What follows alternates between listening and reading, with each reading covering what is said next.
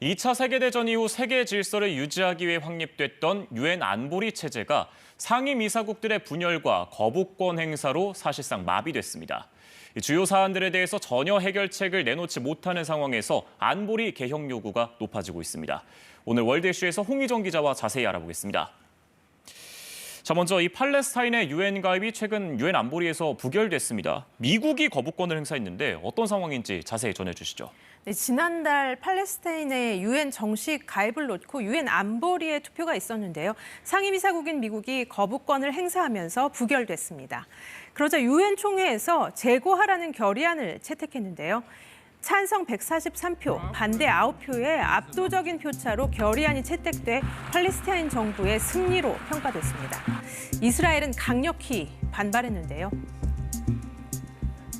Yes, that's what you're doing. Shredding the UN Charter. Shame on you.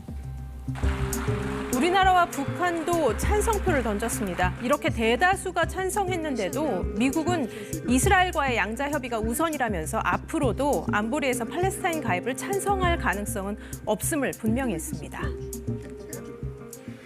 그동안 유엔이 주도해왔던 대북 제재에도 차질이 예상되는데요. 이 안건에는 또 중심에 러시아가 서 있습니다. 네, 15년 가까이 북한을 감시해온 역할을 해온 대북제재위원회 전문가 패널의 임기가 지난달로 종료되면서 활동이 멈춰섰습니다. 이번에는 러시아가 임기 연장에 대해 거부권을 행사한 건데요. 그러자나도 러시아와 북한의 무기 거래가 드러나고 있는 상황에서 대북 제재 시스템마저 무너질 위기에 처하자 한미일을 포함한 50여 개 국가가 대책기구라도 새로 만들어야 한다는 내용의 공동 성명을 냈습니다. 하지만 상임이사국인 러시아가 거부권을 행사하는 한 유엔 차원의 활동은 쉽지 않은 상황입니다. 이뿐만이 아닙니다. 이스라엘 하마스 전쟁과 우크라이나 전쟁 관련해서는 미국과 러시아가 번갈아 거부권을 행사하면서 어떤 실질적인 해결책도 제시하지 못하고 있습니다. 최근 인도주의적 휴전을 요구하는 결의안이 통과되긴 했지만 주요 사안을 놓고 사사건건 상임이사국이 분열하고 있는 건데요. 2차 세계대전 이후 국제 질서를 위해 확립됐던 유엔 안보리가 사실상 그 기능을 상실했다는 평가가 나오고 있습니다. 네, 이렇게 거부권과 상임이사국을 둘러싼 불만이 높아지면서 유엔 안보리 개혁안 얘기까지 나오고 있습니다. 구체적으로 어떤 내용들이 오가고 있습니까? 네, 유엔 안보리를 개혁해야 한다는 목소리에는 힘이 실리고 있지만 개혁 방안을 놓고는 각국의 이견이 조율되지 못하고 있습니다. 상임이사국의 거부권 제도에 대한 불만도 높아지고 있는데요. 최근 거부권 사용 내역을 보면 상임이사국의 거부권 행사가 많아진 것을 볼 수 있습니다.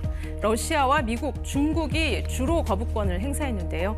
상임이사국 누구 하나도 반대하면 아무것도 할 수 없는 상황이 계속되면서 거부권을 폐지하자는 목소리도 높아지고 있고 또 상임이사국을 늘리는 방안도 거론되고 있습니다. Some of the members of the so-called G4, Japan, Germany, and India, we support their becoming permanent members of the Security Council.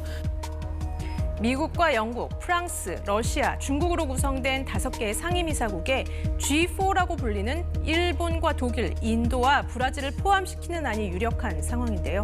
하지만 일본은 중국이 반대하고 있고 인도는 파키스탄이, 독일과 브라질도 그 지역의 이해관계를 달리하는 나라들이 반대하고 있습니다. 또 상임이사국이 늘어나면 효율성이 떨어질 거라는 우려도 있는데요. 개혁의 필요성에는 대부분 공감하지만 구체적인 방안에는 합의점을 찾지 못하고 있습니다. 지금처럼 유엔이 주요 사안들에 대해서 재기능을 못하게 되면 국제 질서에도 혼란이 생길 것 같거든요. 하루빨리 재기능을 회복을 해야 할 텐데 개혁 가능성은 얼마나 될까요?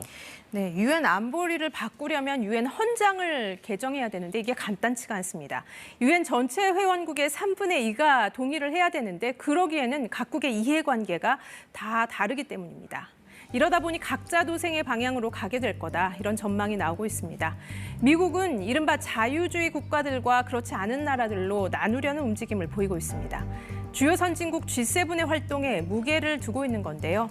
반면 중국과 러시아는 밀착하고 있습니다. 중국과 러시아 중심의 반서방 연대 구축에 힘을 쏟고 있는데요. 또 유럽연합 같은 지역연대나 각국의 독자적인 움직임도 강화되고 있습니다.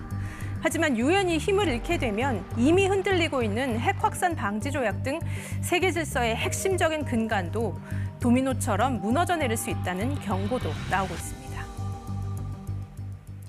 네, 유엔 안보리는 이 세계를 대표하는 단체인 만큼 진정 세계 평화를 위해서 어떤 해결책이 좋은 것인지 결단을 내려줬으면 좋겠습니다.